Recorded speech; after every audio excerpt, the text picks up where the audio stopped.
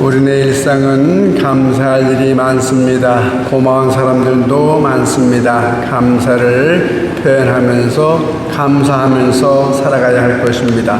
덕분에 챌린지 하겠습니다. 덕분에 고맙습니다. 덕분에 행복합니다. 남자만도 5,000명. 19세기 독일 자유주의 신학자 슈트라우스는 오늘 복음에 나오는 빵의 기적은 실제로 일어난 사건이기보다는 영적인 가르침을 주기 위해서 지어낸 이야기라고 봤습니다. 좀 더 부연 설명하면 한 소년이 자기 도시락으로 갖고 온 보리빵 5개와 물고기 2마리를 예수님께 내어 놓았고, 예수님은 그것들을 무리들 앞에 들어 보이면서 말씀하십니다. 내가 가진 것은 이것뿐이요, 빵 5개와 물고기 2마리, 이것을 가지고 함께 나누어 먹읍시다. 사람들은 예수님의 그런 모습을 보면서 자신들의 이기적인 그런 마음들이 움직였고, 저마다 자신들이 가지고 있던 음식들을 풀어서 옆 사람들하고 함께 나누어 먹기 시작했다는 것입니다. 결과적으로 모든 이가 굶주리지 않게 되었다는 것입니다. 몇몇 신학자들은 이 같은 슈트라우스의 주장을 받아들여서 빵 5개로 수많은 군중을 배불리 먹인 그 기적에서 정말로 기적이라고 할 수 있는 것은 이기적인 무리들이 자신만을 위해서 숨겨두었던 음식을 나누는 이타적인 그런 사람으로 바뀌면서 사랑과 연대감을 갖게 된 그것을 기적이라고 주장합니다. 빵의 기적 대신 나눔의 기적으로 해석한 것입니다. 사랑의 기적으로 그렇게 사건을 해석한 것입니다. 하지만 이 가설은 빵을 배불리 먹은 군중들의 반응 앞에서는 그 설득력을 잃어버립니다. 빵을 배불리 먹은 군중들은 예수님의 놀라운 이적 그 능력을 목격하고는 예수님께 달려들어서 어떻게 했지요? 왕으로, 강제로라도 왕으로 삼으려고 했습니다. 요한복음 6장에 기록하고 있습니다. 만일 이들 학자들의 주장처럼 나눔의 기적 또는 사랑의 기적으로 이렇게 받아들인다면, 실제적인 빵의 기적이 없었다면 나눔의 기적만으로 군중들이 예수님을 왕으로 삼겠다고 움직일 수는 없습니다. 이런 점에서 빵의 기적은 실제로 있었던 사건이라고 할 수 있습니다. 결론적으로 빵의 기적은 역사적으로 분명히 있었던 그런 사건입니다. 모든 복음사, 마테오, 마르코, 루카, 요한 네 복음서의 이 빵의 기적 이야기는 공통적으로 보도하고 있습니다.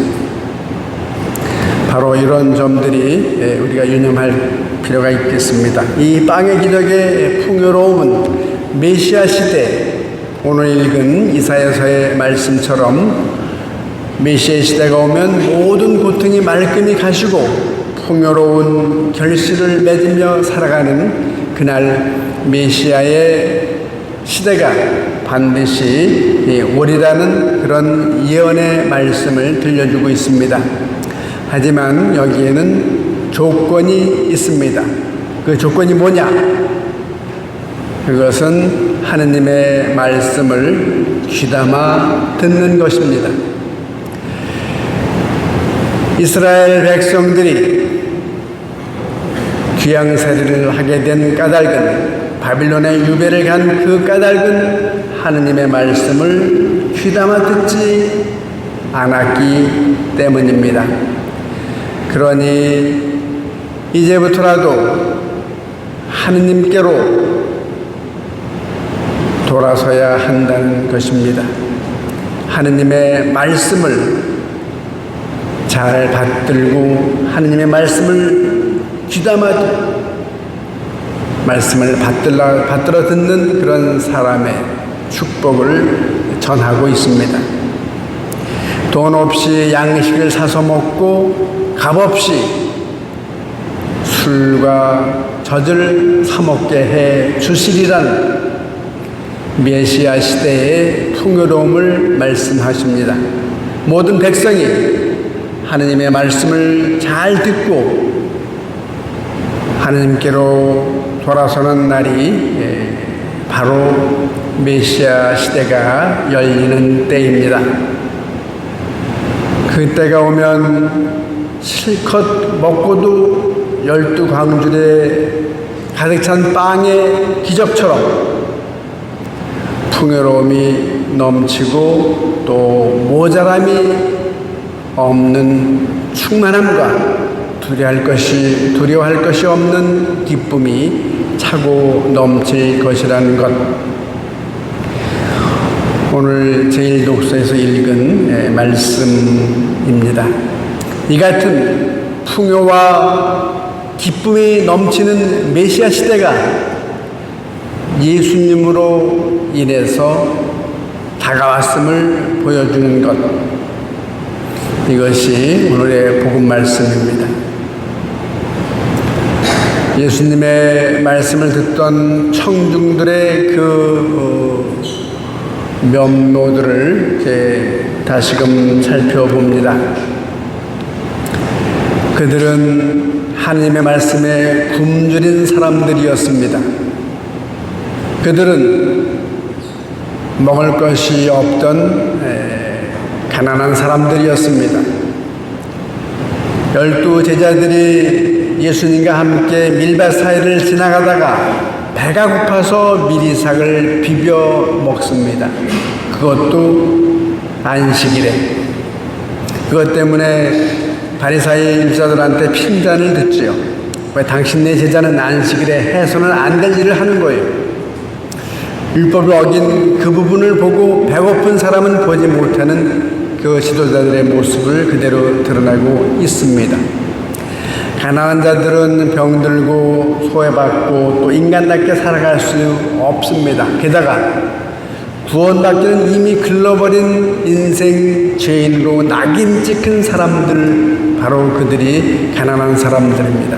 죄인들의 그룹이고 바로 이런 이들이 예수님의 말씀을 듣고 따르는 그런 사람들이었습니다. 당시 지도자들이, 종교 지도자들이 하늘나라에 들지 못하는 죄인의 그룹으로 낙인 찍히던 그런 사람들에서 하늘에 먼저 오르리라는 그런 선언을 예수님에게서 받습니다. 예수님 말씀을 듣고 따르는 사람들, 이들에게 하느님 나라를 선포하셨고 하느님께서는 바로 이런 사람들, 오직 하느님께만 의지할 수밖에 없는 가난한 이들을 사랑하고 계신다는 것을 그렇게 전하고 싶으셨던 것입니다.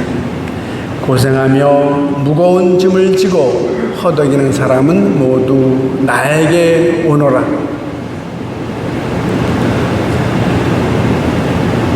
그렇게 말씀하셨던 그 가난한 사람들이 하느님 나라의 복음 기쁜 소식을 전해 듣고 그들이 길을 펴고 사는 하느님 나라가 지금 여기 당신 예수 그리스도에게서 시작되는 것을 보여주신 것이 이 빵의 기적, 그 풍요로움이라고 할 수 있겠습니다. 예수님께서는 오늘 우리들에게 하고 싶은 말씀, 오늘 성경을 읽는 우리 독자들에게 들려주고 싶은 말씀은 이것입니다. 내가 참으로 복되게 사는 방법을 너희에게 가르쳐 준다. 너희는 나에게 와서 배우고 또 배운 바를 실천하여 내 나라 백성이 되라.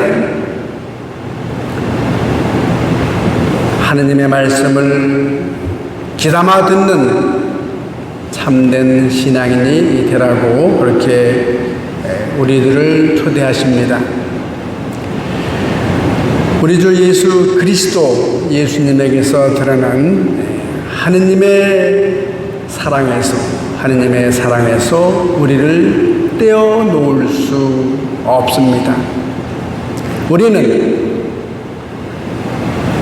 예수님을 통하여 드러난 하느님의 사랑을 마음 깊이 새겨야 하겠습니다. 하느님을 외면하고서는, 그분의 사랑을 외면하고서는 아무것도 할 수 없습니다. 하느님의 사랑을 외면하고서는 이 세상에 태어난 보람이 없습니다. 하느님의 사랑을 모르고서는 인생에 의미가 없습니다. 진정한 삶의 행복은 오직 하느님 말씀에 순종하는 데서, 하느님 말씀에 순종하는 데서 온다는 것입니다. 여기는 외딴 곳이고 시간도 이미 지났습니다. 저희가 가진 것이라고는 빵 5개와 물고기 2마리 뿐입니다. 책임 회피로 충분한 그런 이유가 되지요. 너희가 그들에게 먹을 것을 주어라 하셨지만 시간도 늦었고 외딴 곳이고 가진 건 빵 5개 물고기 2마리뿐. 핑계와 명분은 늘 많이 있게 마련입니다. 늘 내 코가 습자이고 내 문제에 몰입되어 있기 때문에 남들 건사할 마음의 여유가 없습니다. 하나님을 믿는 사람은 이웃의 아픔을 측은히 여깁니다. 예수님의 마음을 우리 마음으로 담기 때문입니다. 예수님의 측은지심 가엾어 하는 그 마음을 배워야 할 것입니다. 오늘날 우리 시대에는 그 어느 때보다도 풍요가 넘치는 시대입니다. 냉장고에는 식품이 넘치고 일주일 동안 장 안 봐도, 장을 보지 않아도 우리는 먹을 수 있습니다. 냉동실 잘못 열었다가 발등 깨지는 그런 일도 몇몇 전에 들었습니다. 배고픔보다는 더 맛난 것을 즐기고 웰빙식의 무공해, 아니면 적어도 저공해 친환경 먹거리를 찾습니다. 그러면서도 날씬해지고 싶고 예뻐지고 싶고 체중도 조절하고 건강해지고 싶은 것, 맛난 거 많이 시커 먹으면서도 날씬해지고 싶은 2마리 토끼 다 잡으려고 하면서 내 문제에 골몰 하고 있는 것이 우리들입니다. 그러니 언제 하느님 말씀을 받들고 메시아 시대의 그 풍요로움을 누릴 수 있겠습니까? 오늘날 우리에게 필요한 기적은 그 옛날 5,000명을 먹이신 실제적인 빵의 기적보다는 슈트라우스가 얘기했던 나눔의 기적, 사랑의 기적이 더 필요한 시대입니다. 이웃에 대한 관심이고 나눔의 기적, 사랑의 기적이 우리에게 필요한 때입니다. 그 나눔과 사랑의 출발점은 예수님의 가엾은 마음을 우리 것으로 삼고 우리 마음이 열리고 내 지갑이 열리고 이웃에 대한 내 눈이 열리는 바로 그 때라고 할 수 있을 것입니다. 일용할 양식은 물론이고 우리네 일상에 많은 것들이 하느님으로부터 왔다는 사실을 믿고 감사하면서 이웃과 더 잘 나눌 때 제자됨의 자긍심도 생깁니다. 이런 나눔의 실천은 우리 인생에 많은 의미와 또 가치를 더해가면서 우리를 행복으로 이끌어 줄 것입니다. 하느님의 축복으로 인간이 살아간다는 사실에 감사하는 그 신앙인은 그 은혜로움을 이웃과 나눕니다. 이런 나눔이 있으면 우리 주변의 이웃들은 삶의 의미를 더 느끼고 희망을 더 늦게 깨닫게 될 것입니다. 바로 오늘 복음 말씀이 우리에게 주는 메시지라고 할 수 있을 것입니다. 5,000명이 먹고도 남은 것이 12광주리나 되었다는 말은 예수님의 가르치신 그 나눔의 실천을 통해서 예수님의 가엾은 마음을 받아들이는 신자들의 그 모습을 통해서 우리 삶을 더욱 풍요롭게 하게 됩니다.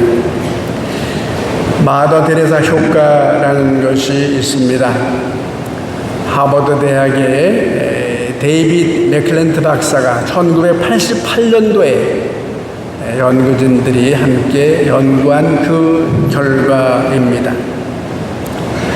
마더 데레사 수녀처럼 다른 사람을 위해 헌신적인 봉사를 하거나 또 선한 의도를 가지고 주변을 돌보게 되면 우리 인체의 면역 기능이 실제로 더 개선된다는 사실을 연구 결과를 통해서 그렇게 발표합니다.